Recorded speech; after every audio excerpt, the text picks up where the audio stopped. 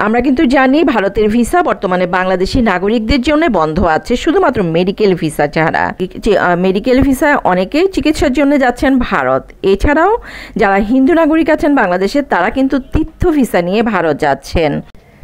তো তীর্থ ভিসায় যারা ভারত যেতে চাচ্ছেন, আজ জানাবো কিভাবে তীর্থ ভিসা পাবেন এবং এই ভিসা পেতে হলে কি কি পেপারস আপনাকে সাবমিট করতে হয়। যেমন তীর্থ ভিসার জন্য মূলত দুইভাবে আপনারা অ্যাপ্লিকেশন করতে পারবেন। প্রথমত, আপনি ব্যক্তিগতভাবে তীর্থ ভিসার জন্য আবেদন করতে পারেন, আর দ্বিতীয়ত কোনো প্রতিষ্ঠান ভিত্তিক করতে পারেন তীর্থ ভিসার জন্য আবেদন। বর্তমানে বাংলাদেশে এমন অনেক মন্দির আছে যার মাধ্যমে অনেকেই কিন্তু ভারত যান তীর্থ ভ্রমণ করতে। যারা ব্যক্তিগতভাবে নিজে বা পরিবার নিয়ে তীর্থ ভ্রমণ করতে চাচ্ছেন, তাদের তুলনায় যারা মন্দির ভিত্তিক ট্যুর হিসেবে অনেক সদস্য মিলে একসাথে যান ভারত, তাদের ভিসা পাওয়াটা কিন্তু অনেকটাই ইজি হয়ে যায়।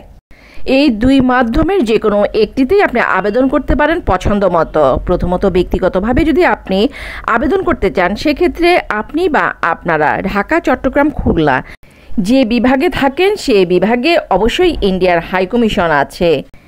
সেই হাইকমিশনে আপনাকে অবশ্যই একটি মেল করতে হবে, আর এই মেইলের জন্য প্রধানত দুইটি পেপারস আপনাকে অ্যাড করতে হবে অতিরিক্ত। সেই দুই পেপারস হলো আপনার পাসপোর্টের স্ক্যান কপি এবং একটি প্রত্যয়নপত্র। আর এই প্রত্যয়নপত্র আপনাকে কালেক্ট করতে হবে একটি মন্দির থেকে। বর্তমানে কিন্তু যে কোনো মন্দির ভিত্তিক অনেকে মিলে ট্যুর করতে যাচ্ছেন ভারত তীর্থ ভ্রমণের উদ্দেশ্যে।